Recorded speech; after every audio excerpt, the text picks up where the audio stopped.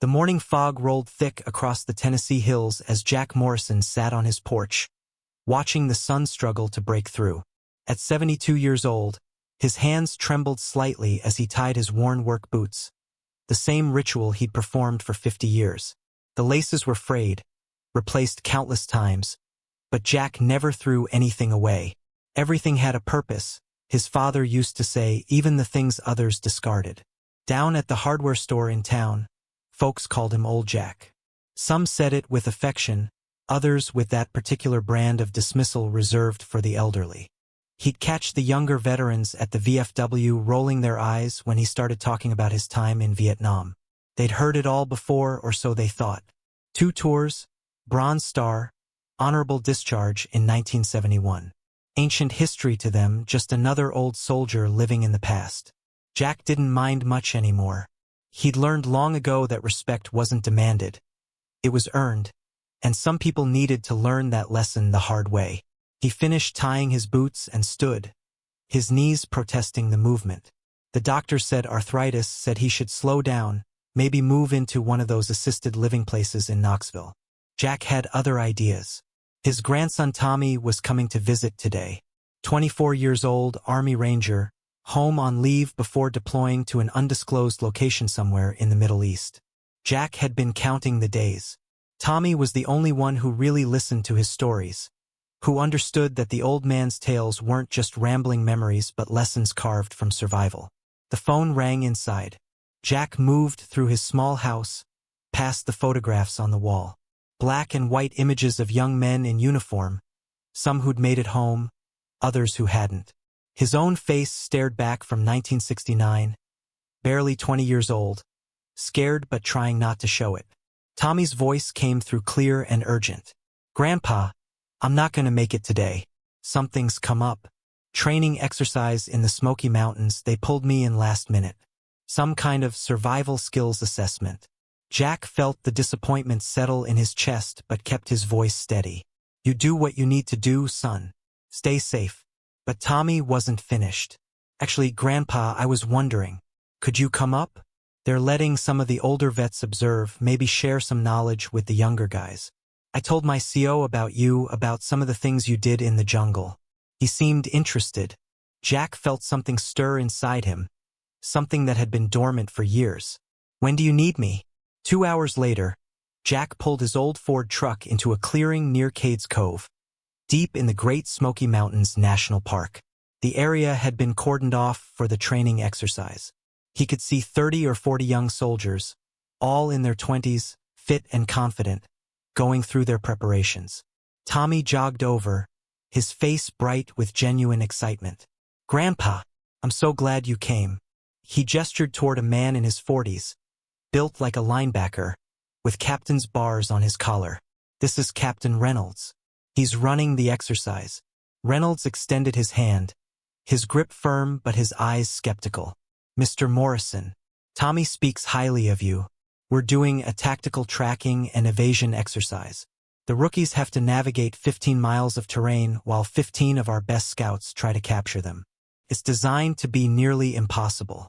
Jack nodded, reading the subtext clearly. The captain was humoring Tommy, letting the old man watch from the sidelines. "That's quite a challenge," he said quietly. Reynolds continued, warming to his subject. "Modern warfare requires elite skills. GPS navigation, night vision technology, thermal imaging. These kids have trained with the best equipment in the world." He paused, then added with barely concealed condescension, "I'm sure things were different in your day." Tommy shifted uncomfortably, sensing the tension. "Captain Reynolds, I was thinking maybe Grandpa could share some old-school techniques with the guys. You know, jungle tactics, improvisation." Reynolds smiled thinly. "I appreciate the thought, Tommy, but we're running a tight schedule here. Besides, with all due respect, we've moved beyond tripwires and punji sticks. This is 21st century warfare." Jack said nothing, just nodded slowly. He'd heard it all before. The young always thought they'd invented courage, that technology made them invincible. He looked past Reynolds at the soldiers preparing their gear, expensive equipment everywhere, confidence bordering on arrogance. Tommy looked crushed. "Sorry, Grandpa, I thought. Jack put a hand on his grandson's shoulder. It's all right, son. Sometimes the best lessons are the ones we learn ourselves. He turned to leave, then paused. Captain, those scouts you mentioned, how experienced are they? Reynolds puffed up slightly. Best we have. Special forces trained. Why do you ask? Jack smiled for the first time that morning. Just curious. He walked back toward his truck, his mind already working, already planning. Everything has a purpose, even the things others discard. He reached down and began untying his boot laces. Jack didn't drive away. Instead, he parked his truck behind a grove of oak trees, out of sight from the command post. His hands moved with practiced efficiency as he removed both boot laces, then reached into his glove compartment for the spare set he always kept. Old habits died hard. Through the trees, he could hear Captain Reynolds briefing his scouts. 15 men, all in their prime, equipped with radios, GPS devices, and enough tactical gear to invade a small country. Their mission was simple: patrol the 15-mile route and capture any rookie who tried to make it through. Reynolds expected a 100% capture rate. Jack had other plans. He moved into the forest like a ghost, his 72-year-old body remembering movements his mind thought it had forgotten. The terrain was different from Vietnam, but principles remained the same. He'd studied these mountains as a boy, hunted them, survived in them. The scouts had technology. Jack had knowledge. An hour later, he'd scouted 3 potential choke points along the route. Natural pathways where the terrain funneled movement, where overconfident soldiers would walk without looking down.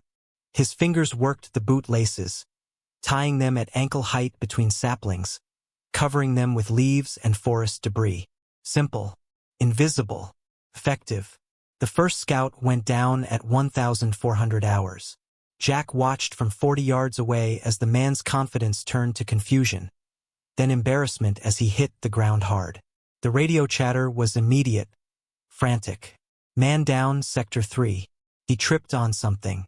Jack was already moving to his second position.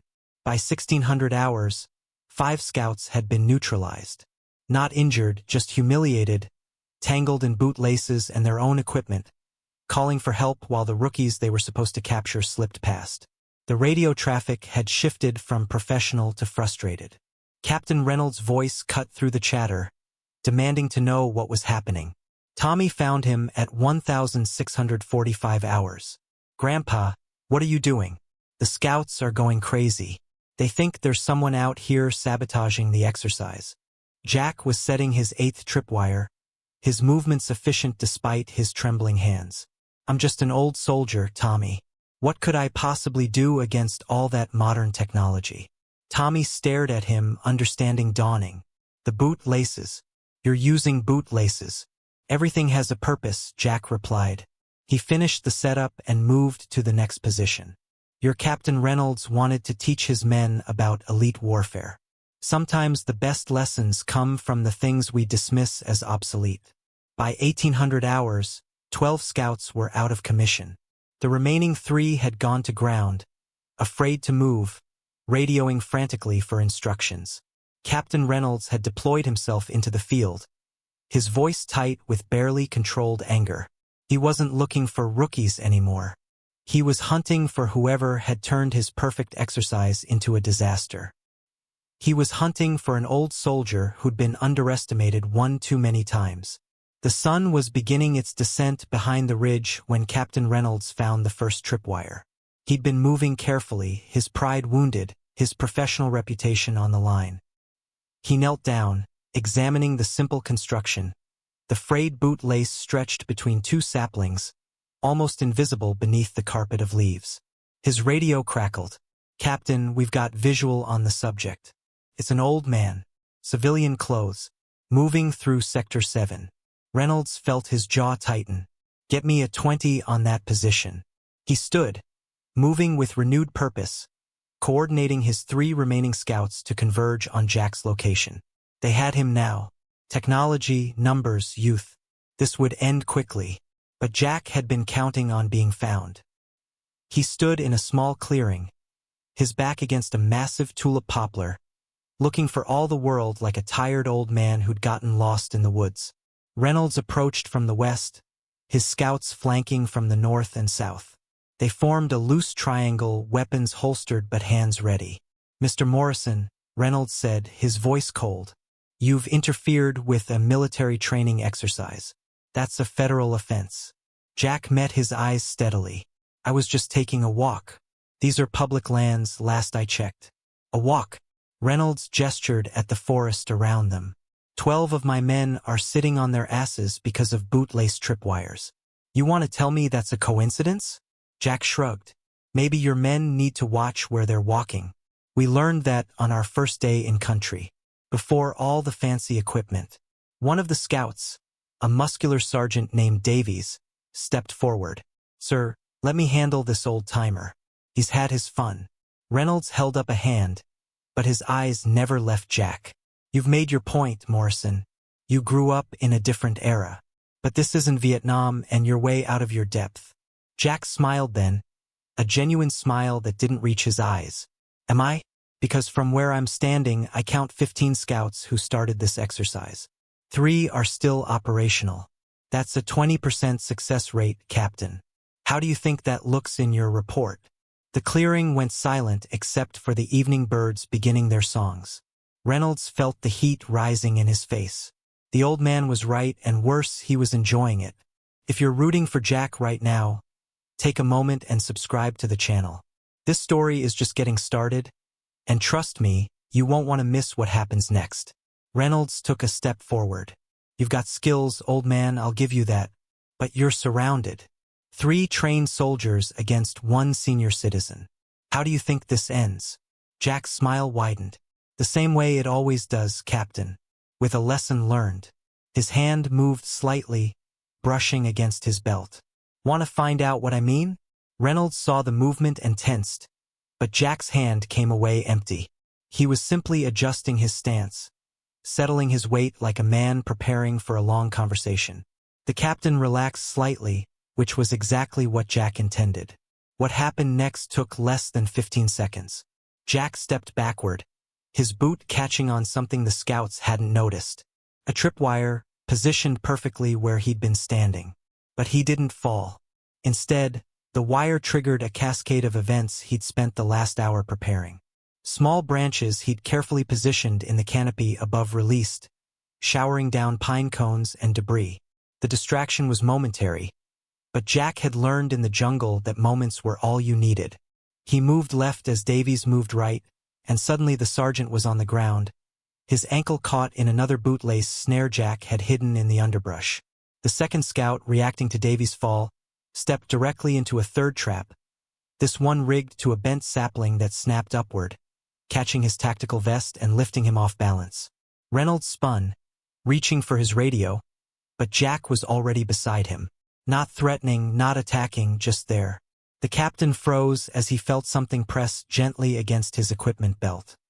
He looked down to see another bootlace, already looped through his gear, connected to a nearby tree. "One step," Jack said quietly, "and you'll pull that tight enough to dump all your equipment." "Not dangerous, Captain. Just embarrassing." Reynolds stood absolutely still, his face cycling through emotions. Shock, anger, disbelief, and finally something that looked like reluctant respect. "How did you?" Jack stepped back, his hands visible and empty. 50 years ago, I had 15 minutes to set up defenses around my squad's position in the Ia Drang Valley. We had bootlaces, paracord, and bamboo. That's it. He gestured at the chaos around them. I've had 4 hours in terrain I've known since childhood, against men who trust their equipment more than their instincts. Davies was struggling to free his ankle, cursing under his breath. The other scout had managed to untangle himself from the sapling but looked thoroughly defeated. Reynolds remained motionless, aware that a dozen bootlace traps could be anywhere around them. Tommy emerged from the tree line, his face showing a mixture of pride and concern. "The exercise is over, Grandpa. The rookies all made it through. All 15 of them." Jack nodded slowly.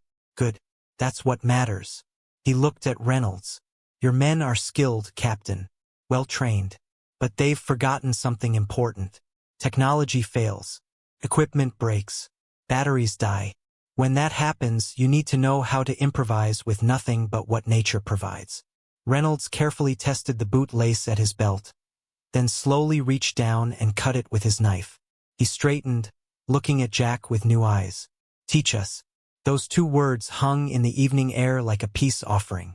The next morning, Jack stood before 30 young soldiers in a clearing near the command post. The sun was bright, the air crisp with mountain freshness.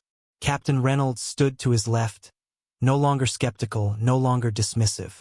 The 15 scouts sat in the front row, their faces showing a mixture of embarrassment and genuine curiosity.